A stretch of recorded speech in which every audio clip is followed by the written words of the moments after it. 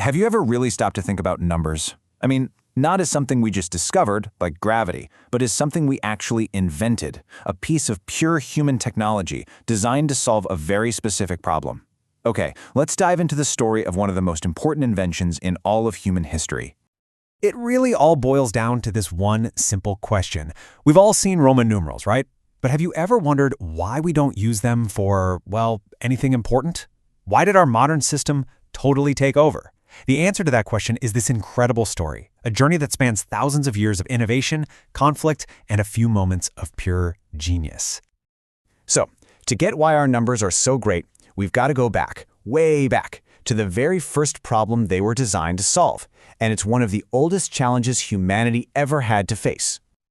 Just imagine for a second, you're an early human. You need to keep track of a lot of something. I'm not talking about 5 sheep or 10 berries. I'm talking about something huge, like 27,890. How on earth do you even begin to write that down? Well, the first idea was obvious enough. The tally mark. One stick for one thing. Simple, right? Except when you have a number like 27,890. I mean, just look at this. It's a mess, a complete visual nightmare, and totally useless.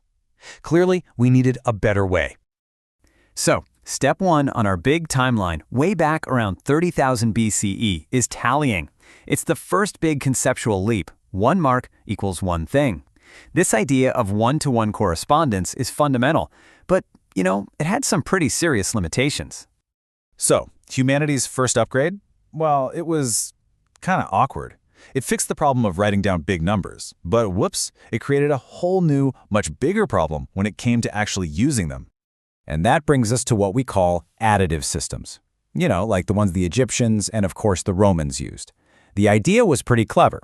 Instead of a million little tally marks, let's invent special symbols for bigger values. A coiled rope for 100, an X for 10. You just add them all up. And the key thing here, the most important feature, is that a symbol's value was always the same, and X was always 10. Period. Didn't matter where you wrote it.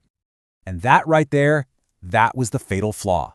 These systems were awesome for carving a number on a monument, but for actually doing math, forget about it. As one historian put it, they were simply not written with certain arithmetic calculations in mind, which made things like multiplication and division essentially impossible. I mean, seriously, try multiplying CXV13 by XL7I. It's a complete train wreck. There's just no underlying logic in the system to help you do it. Okay, so this is where everything changes. This is the big one, the real revolution. It's a conceptual breakthrough that would literally become the engine for all of modern math and, well, pretty much our entire digital world. It's called positional notation. And the idea is so simple, it's brilliant. A symbol's value changes depending on where you put it. Think about the number 111. It's the same symbol, 1, 3 times. But that first one means 100, the second one means 10, and the third one means 1. 3 totally different values from the same symbol, all because of its place. We all learned this as kids, but man, what a game-changing invention. Just look at this table. It shows you the difference perfectly. The old additive systems were super rigid, but these new positional systems, which the Babylonians were the first to really get going, they were flexible, dynamic. The value was all about where the symbol was placed, and suddenly, real math became possible. But you can see there's still a missing piece of the puzzle. How do you show an empty spot? All right, let's go back to our timeline and add the next big piece. Around 2000 BCE in Babylon, we get our second huge milestone, positional value. The engine of modern arithmetic is officially born, but it's not complete yet. It needs one last, absolutely critical part to run. And that final part was, and I'm not exaggerating, one of the most profound ideas in all of human history, the invention of nothing. So let me ask you, what do you think is the most powerful, the most revolutionary number ever conceived? It's 0, just 0. The idea of taking the concept of nothing and giving it a symbol, a name. That little circle, that was the key that unlocked the entire system. But here's the crazy part. 0 actually had to be invented twice. First, you had groups like the Babylonians and the Mayans. They used a symbol for 0, but only as a placeholder. Just a way to tell the difference between 23 and 203. It was basically punctuation. The real revolution, though, came from mathematicians in India. Around the year 628, a man named Brahmagupta defined 0 not just as an empty space, but as a real number. He said it's the result you get when you subtract a number from itself, and that, right there, changed everything. It went from being a comma to being a powerful mathematical tool. And just like that, the puzzle is complete. The whole system is there. We've got the one-to-one idea from tallying, we've got positional value from Babylon, and now we have 0 as a true number from India. The Hindu-Arabic numeral system we all use today was finally born. But, inventing something is one thing. Convincing the rest of the world to actually use it? That's a whole other battle.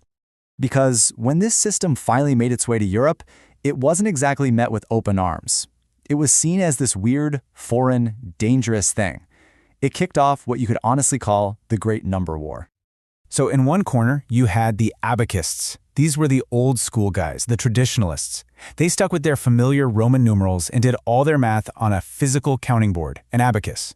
And in the other corner, the algorists. These were the new school rebels, the innovators, pushing for these fancy Hindu-Arabic numerals and doing calculations right there on paper. For the abacists, 0 was just weird and pointless, but for the algorists, it was the heart of the whole system. So why all the hate? Why did people fight this so hard? Well, for starters, to a lot of Europeans, these new symbols just looked bizarre, like occult runes or something. Plus, their origin was Arabic, and in a deeply Christian Europe, that alone was suspicious. And the idea of 0? It just broke people's brains. A symbol for nothing that had mathematical power, it felt like a contradiction. The resistance got so bad that in 1299, the city of Florence actually made it illegal for merchants to use them. But here's the thing about technology. The better idea usually wins in the end. You just can't fight it forever. The sheer power and simplicity of the new system was just undeniable.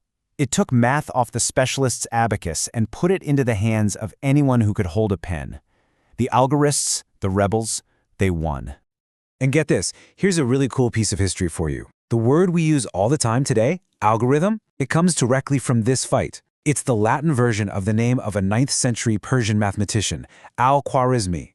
He was one of the biggest champions for this new system, and his name literally became the word for the method itself. How cool is that? And that brings everything full circle, right back to us today. Think about it. Those two core ideas, positional value and the algorithm, that were figured out more than 1,000 years ago, they are the absolute foundation of our entire digital world. Every single computer, every smartphone, every app you use is running on the exact same logic that the algorists fought for all those centuries ago. So this ancient piece of human technology, born from just needing to count stuff and perfected through centuries of argument and genius, it's literally the engine of modern civilization. And that really makes you wonder, doesn't it? What's the next great counting problem we're facing right now?